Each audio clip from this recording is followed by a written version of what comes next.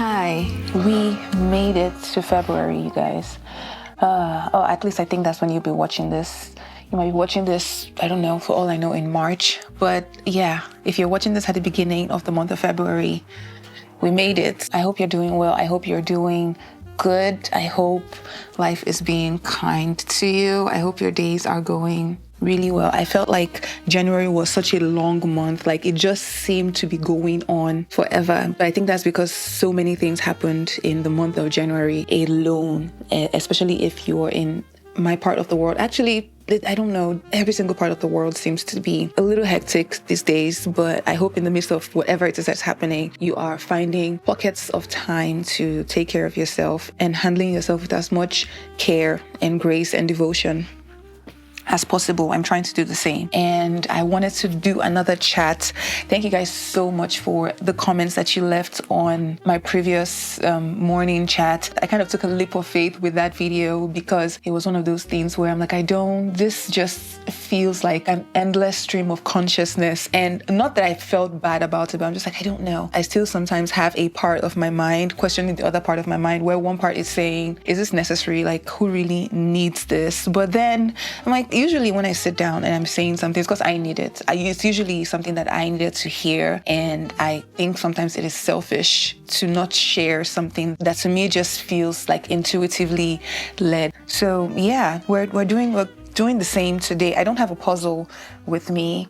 I still haven't heard back from the puzzle company though on why the puzzle came in, why there were two pieces missing. I mean, I heard back from them, but I haven't heard back from them on what the resolution for that was going to be. If you don't know what I'm talking about, in the last video, I was working on a puzzle that was supposed to be a 500-piece puzzle that ended up being 498 pieces. And so I followed up with the company because it pissed me off that I had an incomplete puzzle. But, yeah, I will keep you updated on this very important situation.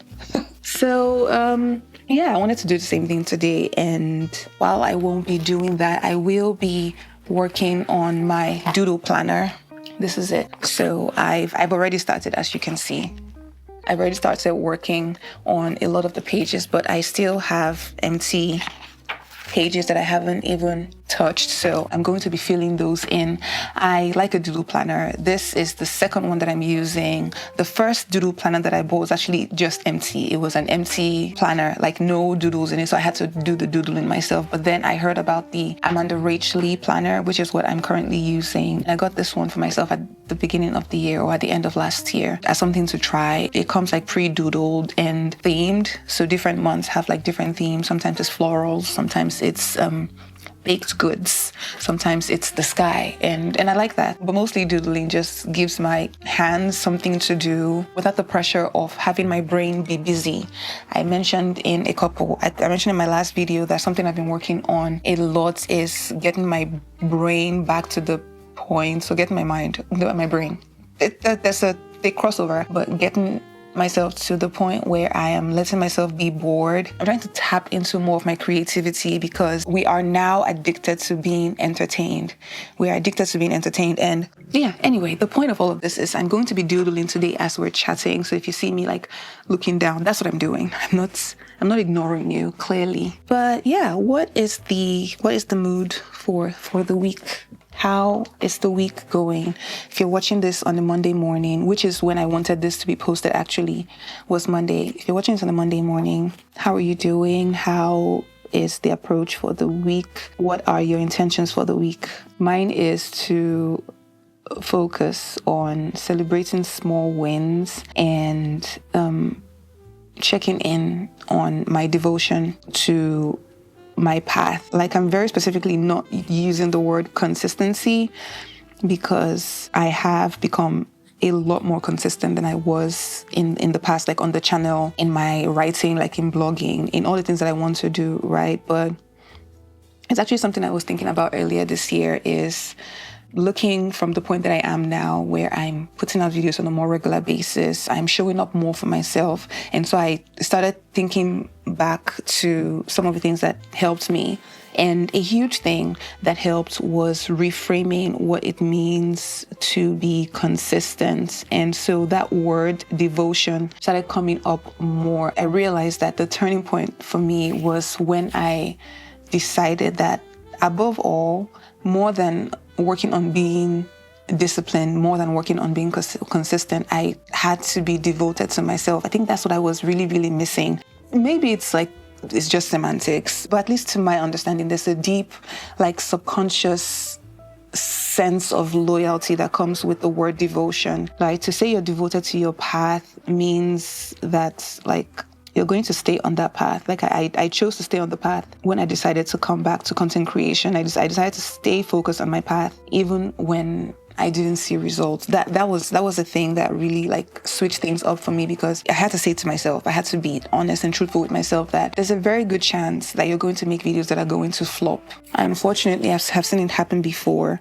It has happened to me many, many times. And I do think that if you stick with something long enough, you will find success. Even if the success that you find doesn't come the way you expected it to happen, the way you planned it to happen, you will find success if you stay on your own unique path. And if you stay dedicated to the work that you're doing, I think that success is inevitable. But while you're waiting for success to materialize, right, for you to see it, staying on the path can be hard. And that was something that I really had to reconcile with myself. Is there's a very good chance that you're going to do this for a long time before you see any kind of success in it. So I decided that what I was going to do was, for the first time in my life, really devote myself. Because before I decided to be a content creator, everything that I had done seemed like at the end, at some specific point in time, there would be some kind of measurable success. I knew that if I went to university, I would graduate at a certain time. If I went to grad school, I would get my degree at a certain time, right? Everything else, it seemed like with time, it would come. But unless you are brought up to be a content creator, if it's a life that you just choose for yourself, there's a lot of it that is very uncertain, right? Because I think as much as we all get on here and try to do things, try to be creative for the sake of the arts itself, or merely for the enjoyment of it, or whether you even decided to do it just because you wanted the material, tangible success of it, I think at the end of the day, no matter what your reason is, if you are making any kind of content on social media, or if you're not even a content creator, if you're just putting yourself out there in any type of way, you're probably doing it for attention on some level, right? Because if you want eyes on the things that you make, then it means you want attention. What you really want is for someone to pay attention to what you're doing. So no matter how noble the reason for why you're doing what you're doing, if at some point there's no attention on your work, it will hurt. I think that is just, it's human. I can't really speak for anybody else. So whatever it is that you're setting out to do, find a reason for it that cannot be, quote unquote, measured with the eyes. I think I talked about this in the last video, actually, that a lot of the time, in order to stay on your journey, you have to design your own metric of success. Because if you don't do it, the world is going to do it for you. And if the world defines metrics of success for you, then you're going to be caught in the loop, because the world does not set a standard that is actually achievable. They keep moving the goalpost. And if hitting a particular goalpost is what your happiness depends on, then you're going to be chasing it for a very long time, and you will never actually find, any kind of happiness. So I was reminded of that last week, because I had a quick moment where I was taking stock, and I must have looked around and focused so much. I saw a bunch of videos and a bunch of other creators, as I am finding my way back to other forms of social media. I'm going back on TikTok and Instagram. Early next week, I'm going to be back online. So as I was working on my short form content, I was seeing other people's videos, and so the thoughts started coming up again. I started getting to them, I should be further along than I am right now, which honestly is a little unfair to the other creators, because in the same moment where I've taken weeks off of social media, I am coming back and comparing my quote unquote lack of success to theirs, but they've been showing up. They've been showing up for weeks on end while I have taken a break, and the break was necessary for me.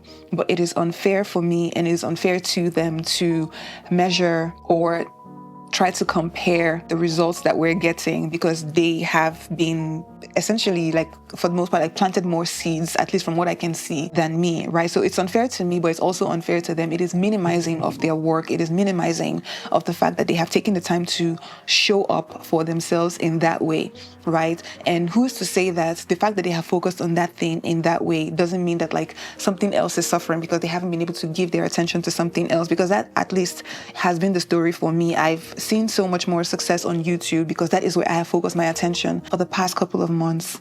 And so it is, in essence, a little,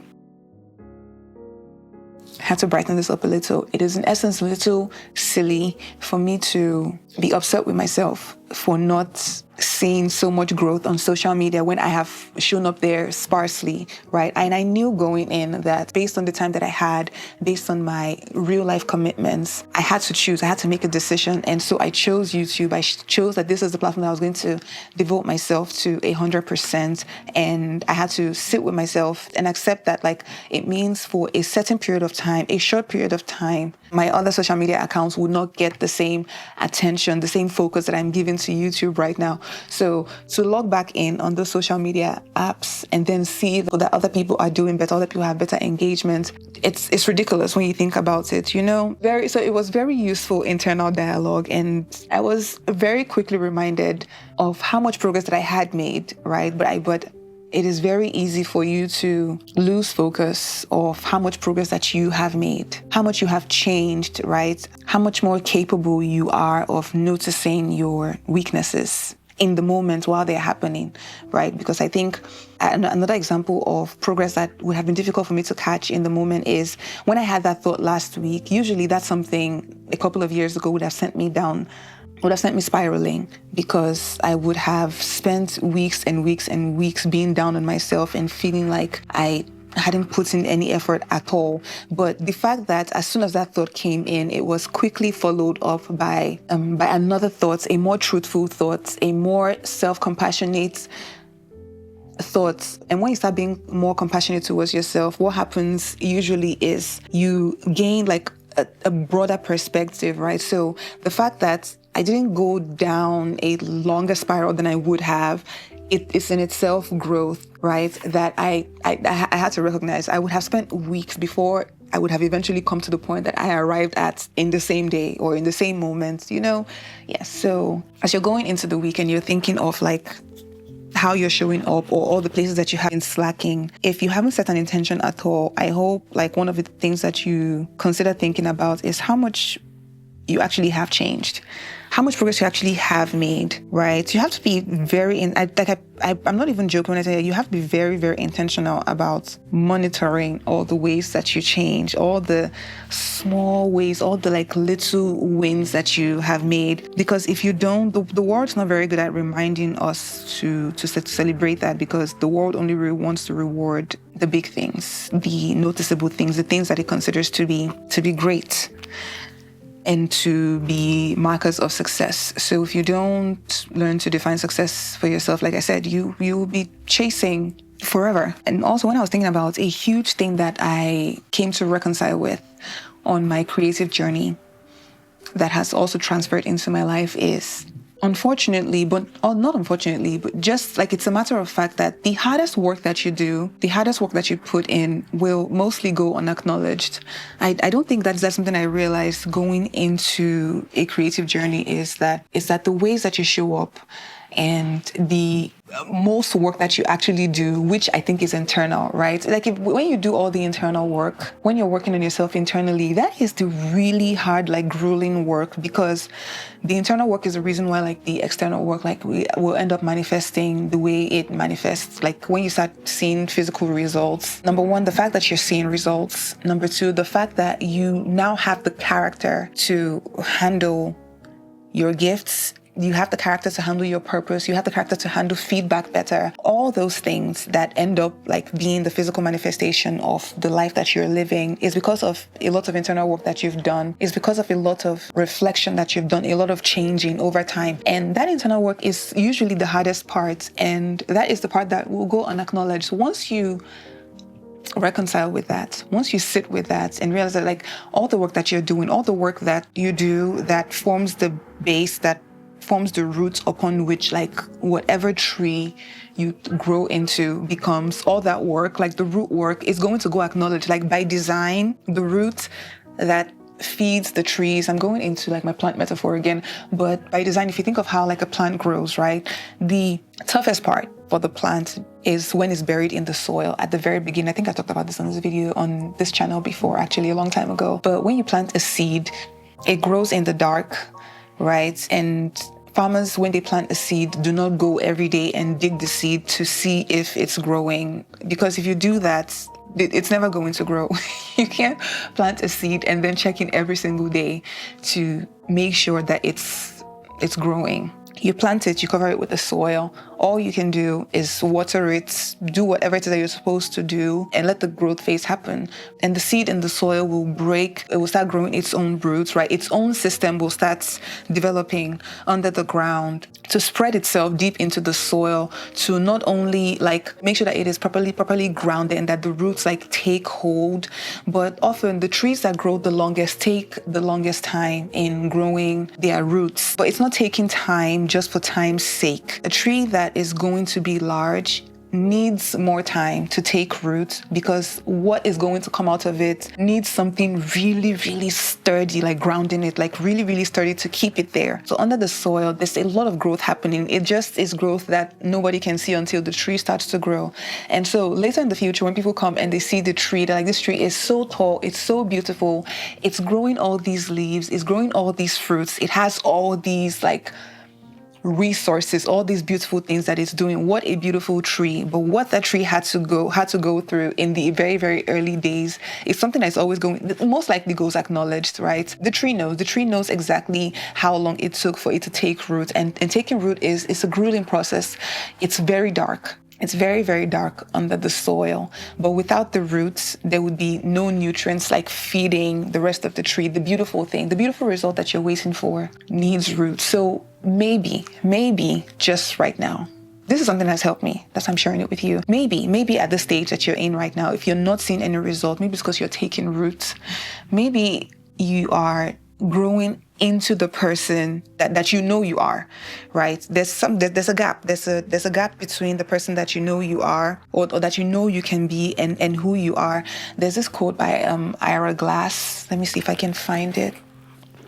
But Ira Glass has this quote on creativity where he talks about bridging the gap between what you know you can create and what you start out making, right? He talks about it in terms of like being a beginner. Okay, so he says, nobody tells people who are beginners, and I really wish someone had told this to me, that all of us who do creative work, we get into it because we have good taste. But there is this gap. For the first couple of years, you make stuff, it's just not that good. It's trying to be good. It has potential, but it's not. But your taste, the thing that got you into the game, is still killer. And your taste is why your work disappoints you. A lot of people never get past this phase. They quit. Most people I know who do interesting creative work went through years of this. We know our work doesn't have the special thing that we want it to have. We all go through this. And if you're just starting out and you're still in this phase, you've got to know that it's normal. And the most important thing you can do is to do a lot of work. Put yourself on a deadline so that every week you will finish one story. It is only by going through a volume of work that you will close that gap, and your work will be as good as your ambitions eventually. And I took longer to figure out how to do this than anyone I've ever met. It's going to take a while. It's normal to take a while. You've just got to fight your way through. If that isn't the truest thing, bridging the gap between the person that you know you are, the person you know you're capable of being. Usually I hear like there's this like sense of doubt that we have, those of us who consider ourselves to be introverted and shy and to not be as expressive, right? We have this thing where like we're almost a little scared of proclaiming who we want to be. It's like, I want to be a writer, or I want to be a singer, or I want to be an actor. I want to be all these things, but I'm a little scared because I don't know if I have it in me to be that thing. Like I feel like I do, because when I'm alone, it's a sense that I can't shake, right? I can't shake the fact that I want to be a singer and I want to be known for my singing. I can't change the fact that I want to be a writer and I want to be known for my writing or my acting or my painting or my coaching, whatever it is that you want to do. So there's always that sense of of uncertainty and of self-doubt, because on one hand, you know that like deep down you're capable of being this thing, but there's so much of what being that person is that you can't see in yourself, in the present you that you are now. But you wouldn't have those visions of being that thing if it wasn't in you, right? So bridging the gap is where the devotion comes into place. You're not just being devoted to the journey. The devotion is to the person in your mind's eye. And I want to be very clear when I say this, because I don't want to unintentionally paint a picture that like the person that you are is very far removed from that person. They're only far removed because the person that you are quote unquote going to become will have more information. But make no mistake, that person is inside of you. This one I know I've said multiple times in many videos. The person that you are, the person that you know you are capable of being is inside of you. It's not so much finding your way or like working to be that person, because that makes it seem like there's an upper hill battle that you're fighting, right? There's this person that is so far from you that you want to be, and you have to do all this work to get to that person. That's not what's happening at all. What is happening is the person is already inside of you. It is getting them, which is you. It is getting them to flourish. It is peeling all the layers of self-doubt, all the thoughts from your caregivers, from the environments that you grew up in, all the programming, all the subconscious, like it is all the unlearning all the stuff that you've been taught that has stopped that person from flourishing, that has made you suppress that inner part of you. That's what you're doing. You're not pulling yourself from this hard place. You already are what you are. It is uncovering and removing, and it happens with time. So it's absolutely fine if it takes time. It's going to take as much time as it takes. Of course, there are things that can speed up the process, right? Like I like to think of a huge one for me, for example, is shame, right? Is a shame of it, but I don't know if what I want to do, like I'm self-cringing at the fact that like I'm about to make this video that I don't know if there's actual like purpose for it, there's actual space for it. And exposure therapy is one of the quickest ways, not easy, but it is simple. It's a very, very quick way of speeding up your I guess like maturation process, is just realizing that shame cannot flourish in the light. That is one thing that I have learned very deeply, and it is very difficult to put into practice even for me. And I have learned the message. I have proven it to myself over and over and over again, but I still find it difficult to put into practice sometimes, right? And that's just because like sometimes I overcome certain things. Usually when I overcome one thing, what happens is I find something else that I then have to overcome, right? So if I wait until I have quote unquote overcome every single thing that I want to overcome, I will never be happy. I will never find fulfillment, right? So I had to unlearn all of that. If I get to the point where I'm a little more comfortable speaking on camera, which I am, I've gotten to that point, there are still layers of myself that I'm not comfortable expressing yet, right? I'm still hiding in some ways, but while I am working through that, I can let myself be happy in the fact that I have already made progress. Who I am now is not who I was 2 years ago. It's definitely not who I was in my early 20s. I was lost, and looking back, I haven't spoken to enough people in their 30s and in their 40s, but I feel like this is a more common experience as you get older, that like you realize looking back that you were very lost in your early years, in your 20s, but you weren't lost because you didn't know who you were or who you wanted to be. You felt lost because you were essentially living a life that wasn't for you. Because everybody I know who has worked on getting back their like innate sense of self-expression has realized the same thing. I always knew who I was. I always knew who I was. I just had been tricked into forgetting who I was, right? And I spent so much time trying to be someone else's version of who I was supposed to be. That's usually the issue. The issue is not that you don't know who you are. So if you're feeling lost, there's a very good chance you're feeling lost because you are trying to escape your own path, right? And I don't know which Taylor Swift song it is. I think it's Cardigan, where she says, when you were young, they assume you know nothing. I think about that all the time. Even when I'm not listening to that song, I'm like, I did know who I was when I was younger. I absolutely did know who I was when I was younger. I had just been tricked into wanting to be someone else, into wanting a different life, right? So you are not on this really intense journey to finding the real you as something that's outside of you. The real you, the person that you want to be, the confident, self-assured, not so insecure, self-compassionate, gracious person that you are on the inside is on the inside. It is not outside of you. Stop looking for it outside of you. There are many things that are outside of you that you can use to embolden who you are on the inside, but stop looking outside of you for the answer. Okay? Yeah, that one really came in hot. It really did. Oh my God. Oh. So yes, the hardest work that you do is going to go unseen.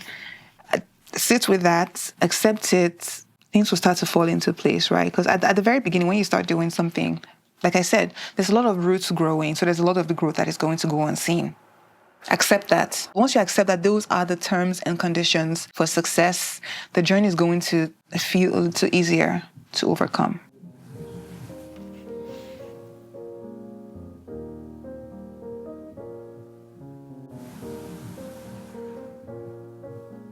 And then you get to the middle. I think that's kind of where I am based on my own assessment. I'm not so much in the beginning phase, at least like I'm speaking very specifically when it comes to this channel and to my blog, right? Those are the two creative things that are like my focus right now.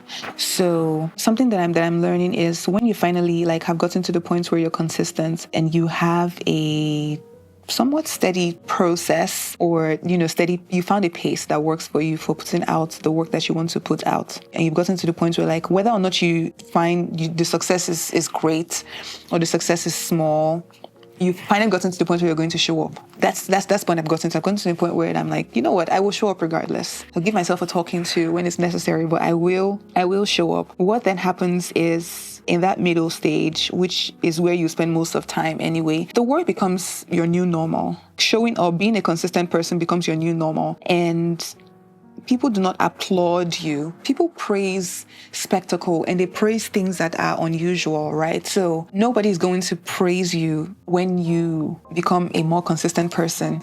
The praise, it won't disappear because, there will still be people. And I'm very appreciative of anyone who leaves a comment saying they found my video helpful and they found, like, even if it's just like a modicum of community in it, and knowing that they're not alone in whatever it is that is happening, or, they just enjoy whatever it is that I put out. But for the most part, when that becomes your new normal, nobody's going to give you a pat on the back for showing up.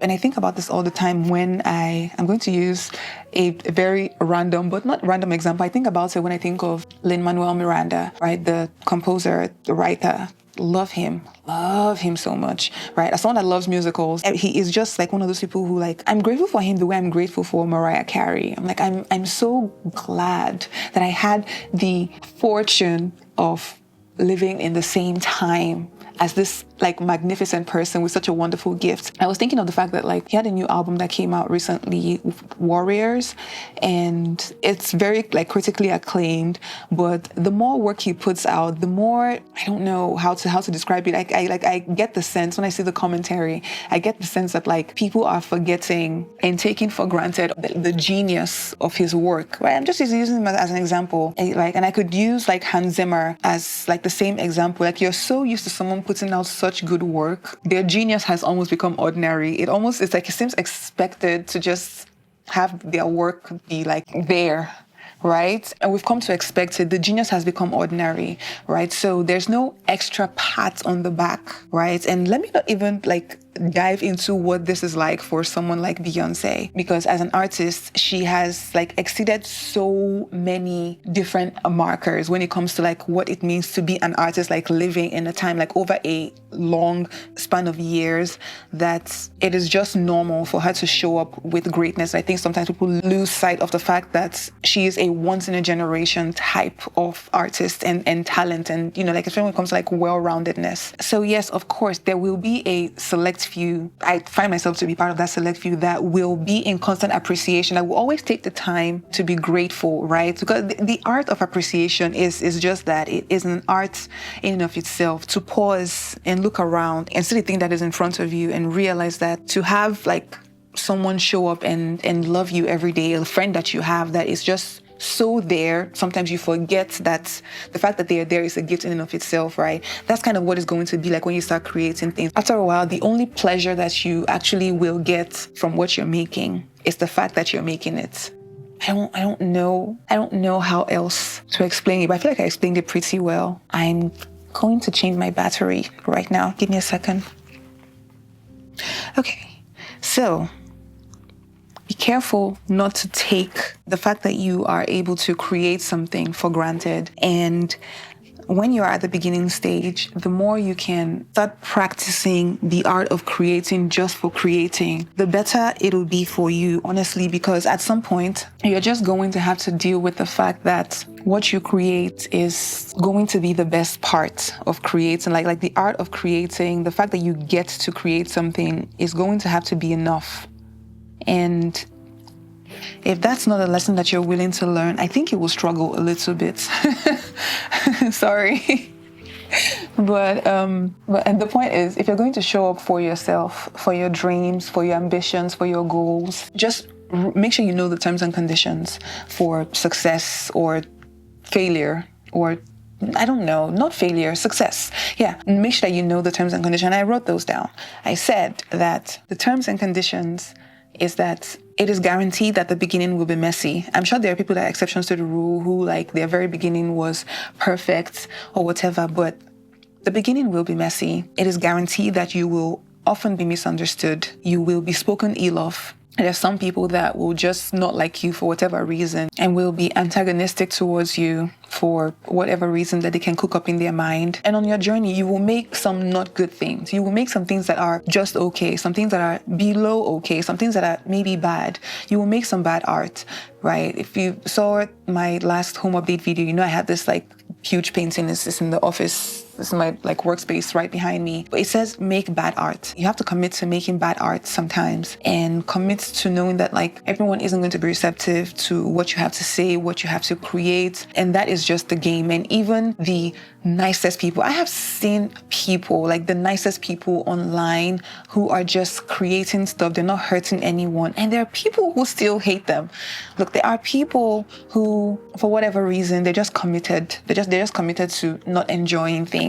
There's this saying that even angels have people who are disturbed by the sound of their wings. You cannot escape it. But despite the fact that it does sound like the negative voices are louder, there are always a lot more people that love you than you realize. So if you can focus a little bit more on that, even though the negative voices do seem to be louder, right? I'm very cognizant of the fact that not everyone who loves my content is a commenter. There are some people who like my comment and they watch it, they enjoy it, but maybe they just don't comment. I don't think it means that they love the work any less. That's something I've also come to learn, right? That I am appreciative of everyone who still shows up and tries to engage in the way that they are able and willing to. You will have more people that will come to love you than not. Once you accept those terms and you know what they are, you will have a better time staying the course because you know what you encounter. You let yourself hope because you trust that you can handle the disappointment. And it'll hurt to know that you are putting time and energy into something and there will be crickets. It'll hurt. But you also learn and you also come to know that like if you do need to pivot or learn from scratch, you can. You will prove to yourself that you are capable of being a beginner, of learning, of changing the course, right? Of staying true to yourself, of trusting yourself. You will prove to yourself that you're capable of change, of growth. Even more importantly, you will learn to always consider the source of your critique.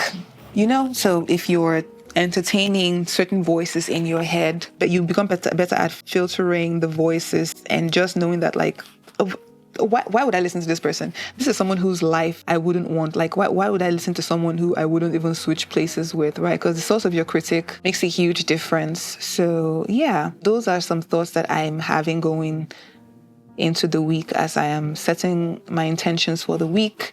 Let me know what your intentions are for the week. If I was able to, plant a good seed in your head, I'm going to keep painting all of this. And in my next video, I think my next vlog, I'll give you a breakdown of the planner and how I've been using it and the ways in which it is helpful. If it's something that you maybe want to look into, not this particular brand, but like for someone who has struggled with planners in the past, I have actually found these ones to be more inspiring, and they make me want to actually makes me want to open it. It makes me want to write things in it, and I'm having fun seeing my days advance with more purpose, with more intention, which like it leaks into the attitude that I go into the days with, and I also have like a visual representation of something that I'm looking forward to.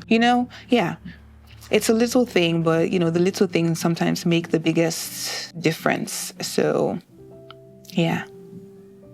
I don't know.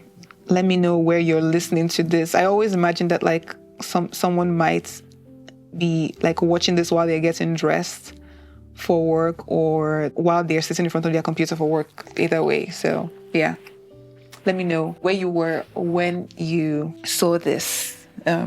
Yeah, I hope your week goes great, whether you are at work, at school, with your family. I hope you're well. I hope you have a wonderful week. I'm sending you all my love, all of it from my heart to yours.